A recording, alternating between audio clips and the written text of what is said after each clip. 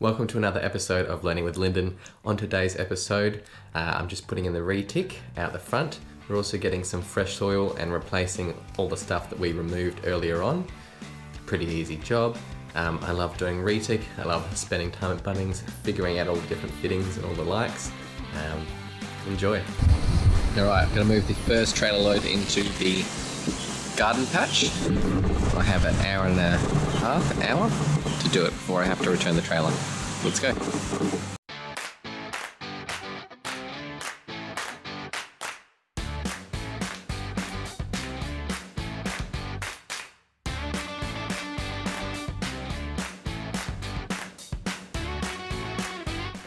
So, for the back two garden beds, we're just going to be having drip line irrigation for all the native plants.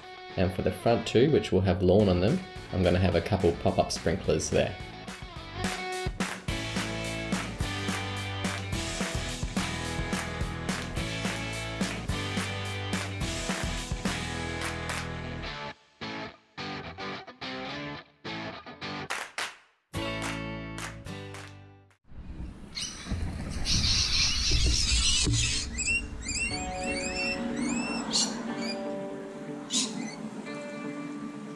One of the things I did not purchase was pegs to hold the retic in the ground, but luckily enough, last night I removed an antenna off the roof because, you know, no one watches free to air.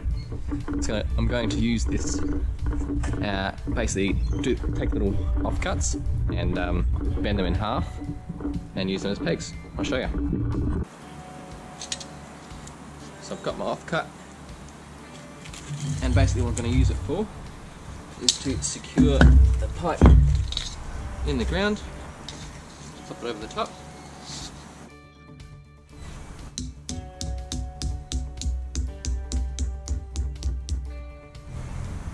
It's never coming out.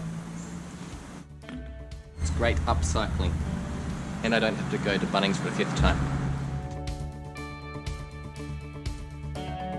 Speaking from the future, as I am right now, now is probably a good time to point out when you are laying your retic for lawn in particular, and do some proper planning, because if you don't get proper coverage, you are going to get dead spots. Ask me how I know. So I have had to come back to this retic and add a third sprinkler in the center. Originally I've just put the two on the sides, as you can see, but would highly recommend doing your research, figuring out how you're going to get complete coverage, because even just a small patch here and there looks terrible and you don't want brown lawn. So just a tip from me from the future.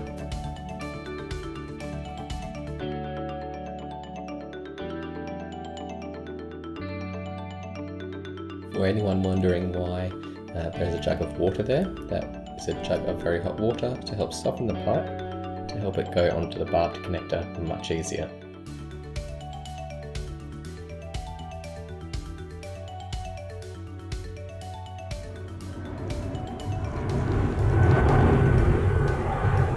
A top tip for retic is before you put in any piece with a barbed end, make sure you've got your clip already on the pipe.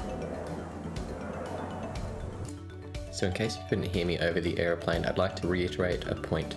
Make sure you get the clip that will hold the pipe onto the barbed end, onto the pipe, before you push it over the barbed end.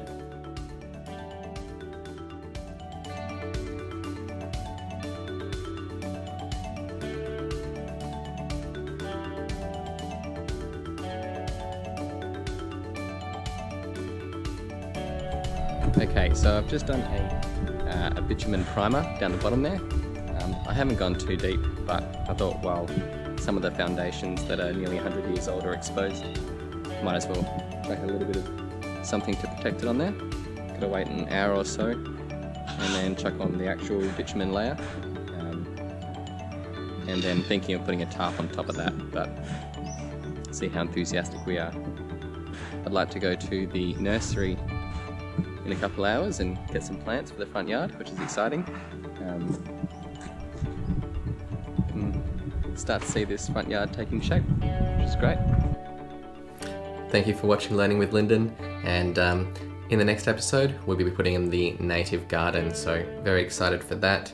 It looks great now, speaking from the future, but can't wait to show you.